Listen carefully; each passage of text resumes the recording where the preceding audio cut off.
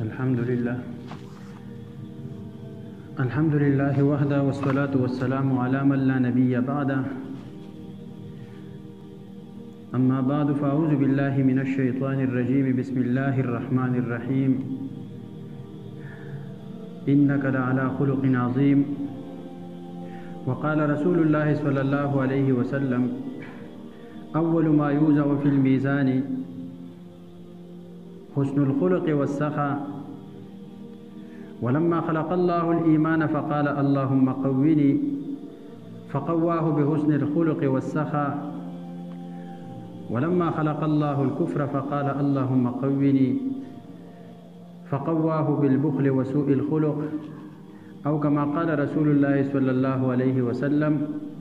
إن الله وملائكته يصلون على النبي يا أيها الذين آمنوا صلوا عليه وسلموا تسليما. اللهم صل على سيدنا محمد وآله وعترته بعدد كل معلوم لك. زما عزتمند مسلمانان ورونو، فإنسان کې الله جل جلاله باطنی تور روحانی تور ډېر قوتونه طاقتونه ایښودلي دي. په دغه قوتونو او طاقتونو کې یو قوت هغه د اخلاق هم دی. که دغه کیفیت نفسانی د انسان دی، د دې نه کم کارونه راوځي، دا کارونه ښایسته بهتري د خلکو ته د خوشحالۍ رسول وي، نو دې ته حسن الخلق ښایسته اخلاق ویلی کېږي. او که دغه کارونه د دې انساني او نفسانی قوت نه راوځي او دا خرابي ناکاري، خلق خفه کوي، خلکو ته ذهني هغه پریشانی رسي، دې ته بد اخلاقي وایي، دې ته سوء الخلق ویلی کېږي. د ښه اخلاقو مثال داسې دی لکه خوشبو چې په خپله چې د انسان ته هم نفع او پیدا وي او نور انسانانو ته د دې نه هم پیدا او خوشحالي وررسیږي. او د بدو اخلاقو مثال داسې دی لکه بدبویي چې د چا دي دته هم تکلیف دی چې د دې بدو خوی په وجه باندې کله د جنگونو سره مخامخي، کله د سپکو سپورو سره مخامخي، کله د بېعزتۍ سره مخامخي، او په دغه بدو اخلاقو باندې نور خلک هم خفه کوي او د نورو خلکو ته هم زړونو ته هم تکلیف رسوي او پریشاني او خفګان رسوي. لکه څنګه چې بدبویي د چا سره ده، دته ته هم تکلیف دی او نور ګاونډ او نورو خلکو ته هم تکلیف دی. او پیغمبر علیه الصلاة والسلام فرمایي چې ښایسته اخلاق په دې باندې یو انسان چې الله ورته توفیق د ښایسته اخلاق ورکي، نو د نفلي روجهدارو او د نفلي عبادت کوونکي مقام او مرتبه حاصلولی شي. بل حدیث کې پیغمبر علیه الصلاة والسلام فرمایي چې لا عقل کالتدبیر ولا حسب کحسن الخلق. د تدبیر او انتظام په شانتي عقل نشته چې ته یو کار کې هغه په منظم انداز باندې وکې، په مرتب انداز باندې وکې، د هغې دپاره اول پلانینګ وکې او هغه کار بیا ته په سلیقه او طریقه باندې سرته رسې، نو د دې په شانتي عقل اډوشتی نو. او ولا حسب که حسن الخلق، او د فخر یو شی نشته په شان د ښه اخلاقو باندې چې چاته الله ښه اخلاق ورکړل، د ده اډو نور څه ته حاجت نشته چې ښکلې اخلاق د ده نصیب شو، دته لویه مرتبه د الله د طرف نه هغه میلاو شوه. بل حدیث کې پیغمبر علیه الصلاة والسلام فرمایي چې اول ما یوزع فی الميزان حسن الخلق والسخاء. د قیامت په ورځ باندې چې د انسان په اعمالو کې تللی کېږي، یو حساب کتاب دی چې حساب کتاب کېږي، هغه د مانځه په عباداتو کې او په معاملاتو کې، په حقوقو د بندګانو کې، هغه اول حساب کتاب چې کولی کېږي هغه به د وینو او د قتلونو نه حق قتلونو کېږي.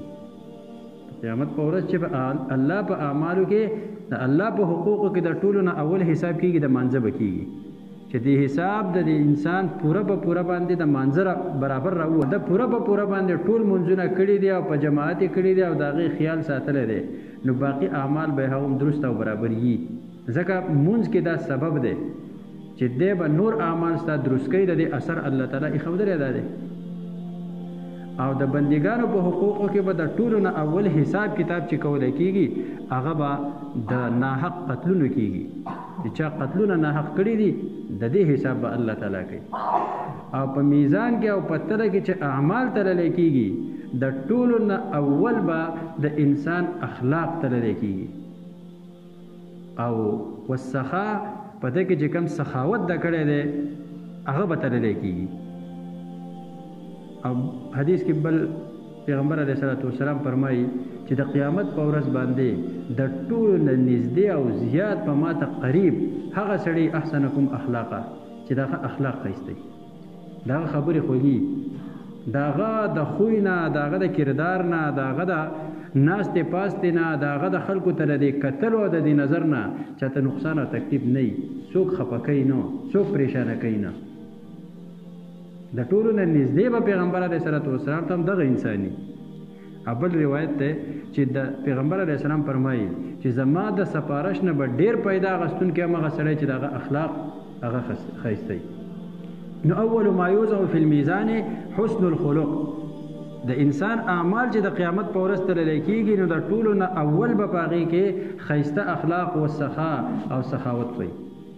بیا ګورئ چې اخلاق او سخاوت دغه شان بد اخلاقی او شومتوب دا دو متضاد سیزونه دي چې دا دو سیزونه ایمان له طاقت ورکوي او دا دو سیزونه کفر له طاقت ورکوي نو چې کله الله جل جلاله ایمان پیدا کو نو دی ایمان الله جل جلاله ته سوال وکړو چې اللهم قویني اے الله ما قوي کې ما طاقتور کې نو فقواه بحسن الخلق والسخاء الله تعالی دا ایمان په خپل اخلاق باندې او په سخاوت باندې دا قوي کو ایمان له وده ورکوونکې ایمان له طاقت ورکوونکې شی یو ښایسته اخلاق دي او دویم نمبر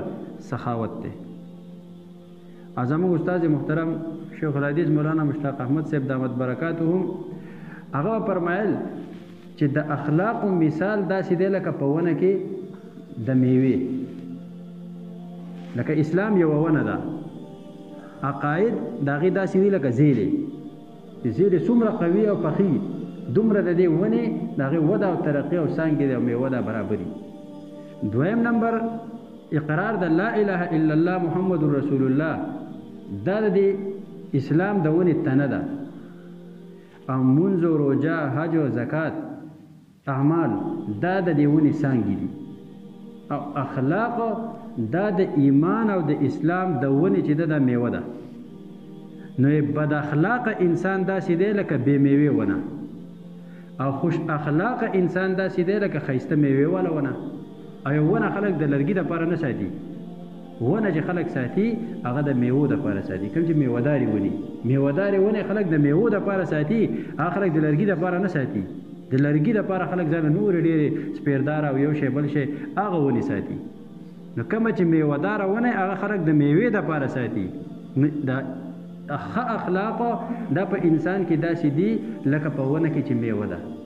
نو بد اخلاقه انسان داسې دی لکه بې میوې ونه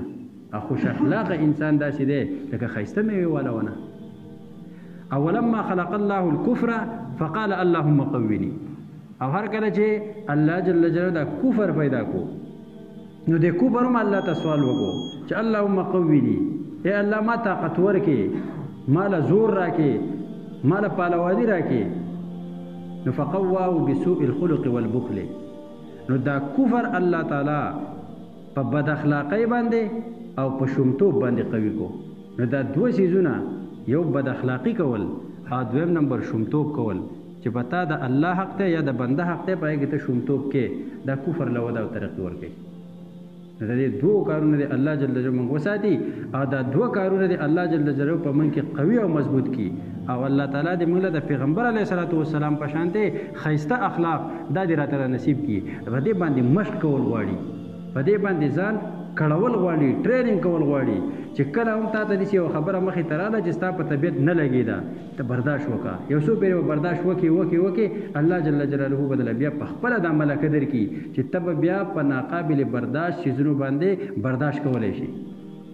بیا به ته په خپلو خبرو اترو او په خپل عمل باندې بل کس ته نقصان نه رسي نو الله به د لوی مرتبې او لوی درجې درکړي د نفلي عبادت کوونکي او د نفلي روژې نیونکي نه لویه مرتبه الله تعالی ښه اخلاق والا له ورکوي نو الله تعالی دې زما او ستا ښکلي اخلاق نصیب کړي واخر دعوانا ان الحمد لله رب العالمین